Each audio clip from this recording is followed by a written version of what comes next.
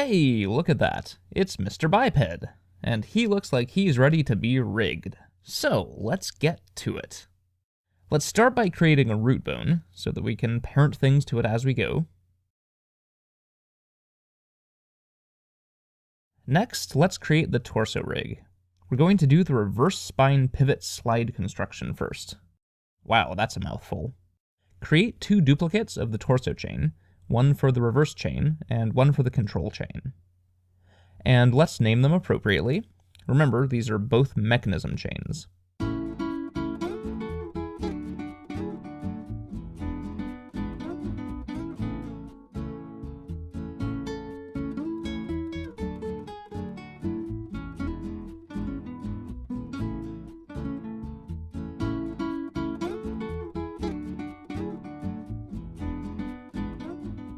And let's add MCH to the original chain too, since we'll be making separate controls for it later.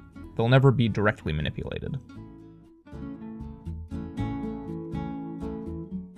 Now let's reverse the reverse chain.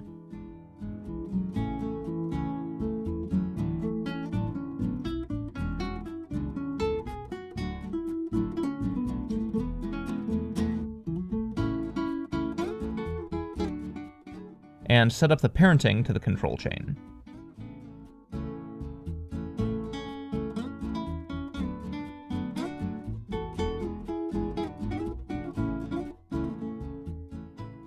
And now position the reverse chain bones appropriately.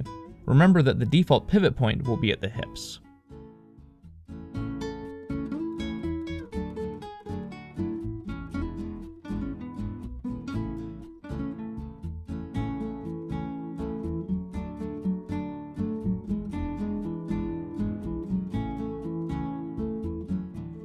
And create the bone to anchor the base of the reverse chain.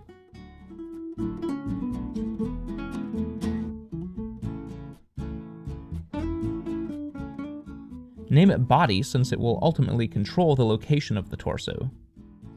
Now set up the copy location constraints for the reverse chain.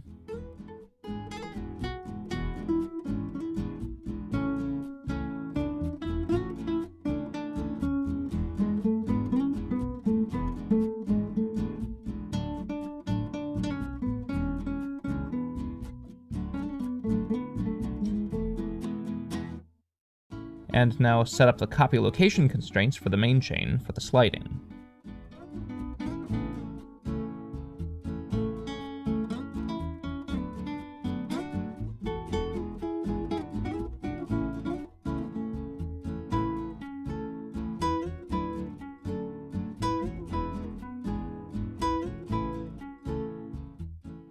And let's name those constraints.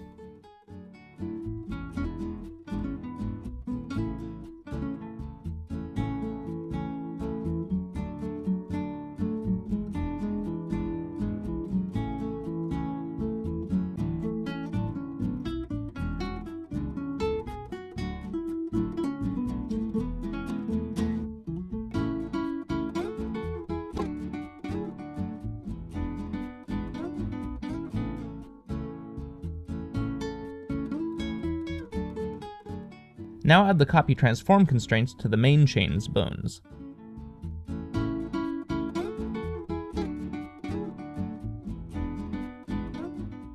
Remember to put it at the top of the stack on the base bone. We don't want it to override the locations of our sliding constraints.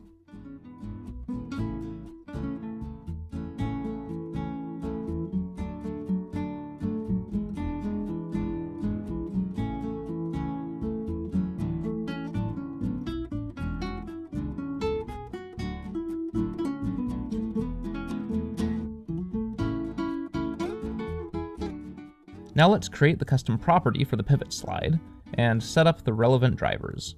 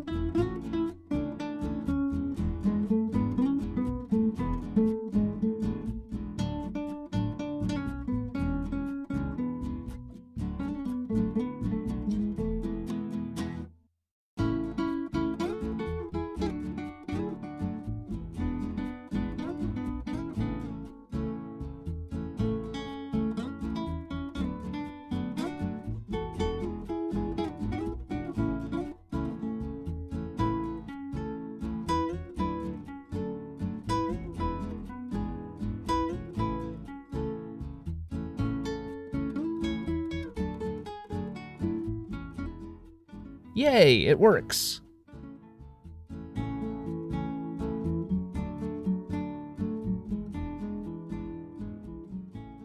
Now let's set up the torso controls.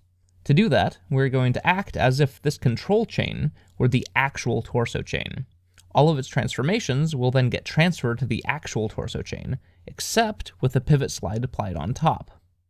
One nice thing about this setup is that we don't have to flip the hips bone, like we did in the earlier video, because the pivot slide system takes care of shifting the pivot point for us.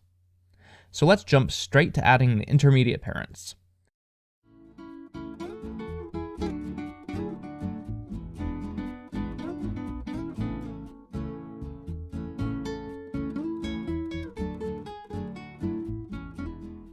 Make sure their roll is aligned well with the spine.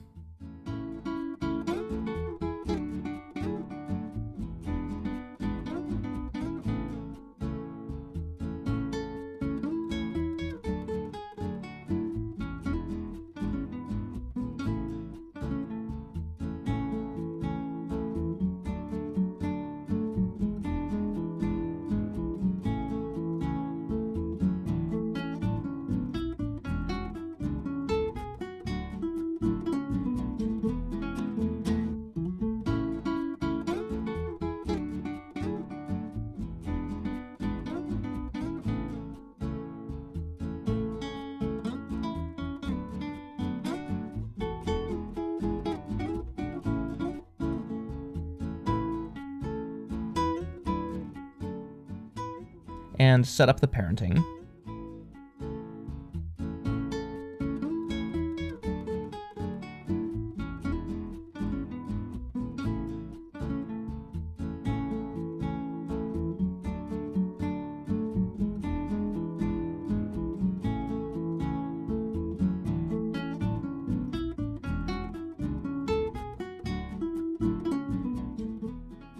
Now create the 3 control bones.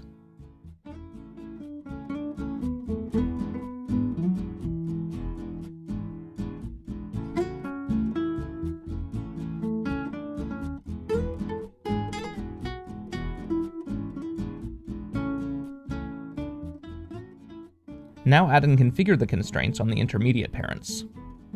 We're going to use copy transform constraints here so that the animator can play with squash and stretch if they want to.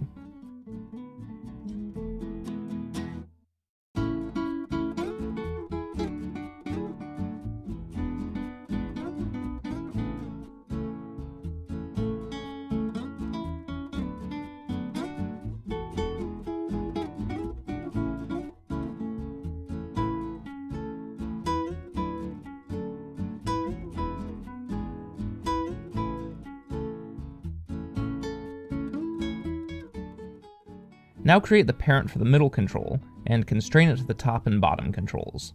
Use copy transforms for this as well.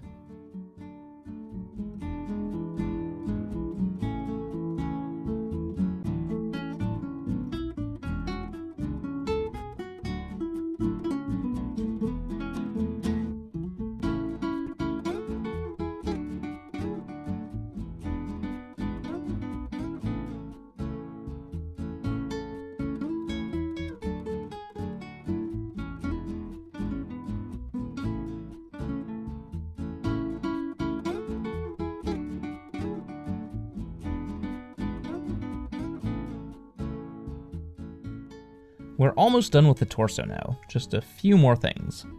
First, let's parent everything that doesn't already have a parent to the root bone.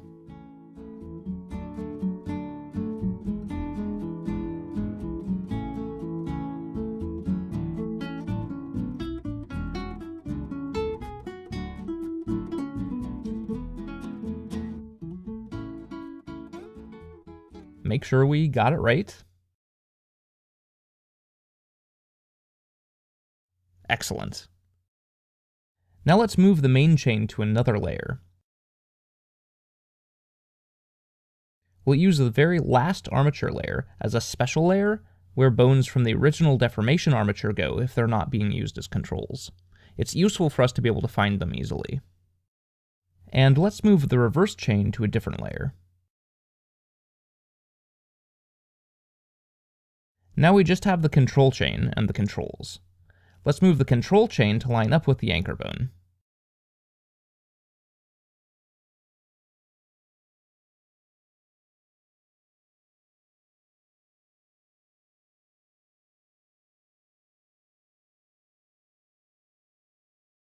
And constrain its location to it.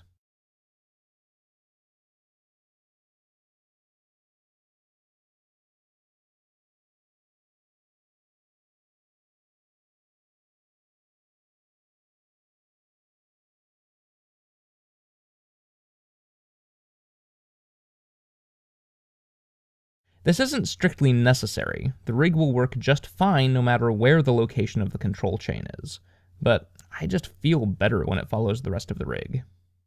Now move it to a hidden layer.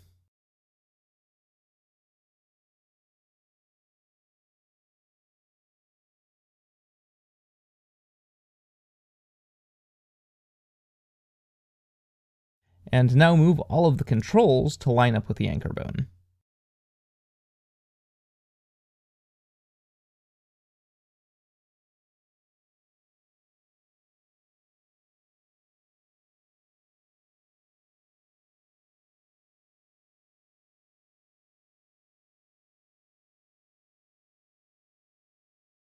Now constrain the controls to follow the location of the anchor. The anchor will serve as our location control, while the 3 other controls will serve to control the rotation of the torso. And while we're at it, let's lock the axes of the controls, including the anchor.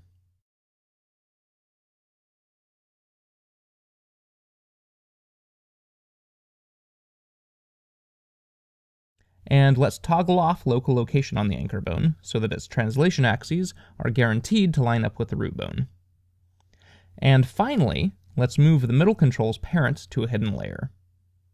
And that's it. We've rigged the torso. It's a bit involved, but in the end, it's really worth it. There are definitely some decisions to make here though, which I kind of breezed over. The main one was controlling the location of the torso.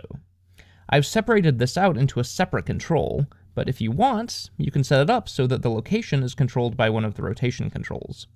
I chose to make it separate because since the pivot point can potentially be anywhere, it can feel weird to have to select, say, the hips to move the torso when the pivot point is in the upper body. But feel free to experiment and figure out what feels best to you when you're animating. Let's also take the time now to create the custom shapes for the torso rig.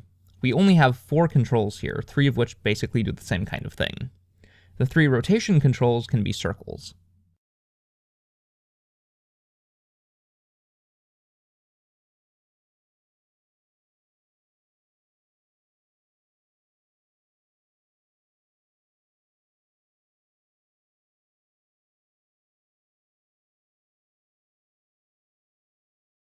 Let's assign these shapes, and let's use the at field to make the shapes appear on the parts of the body they control. Use the main chain's bones for that.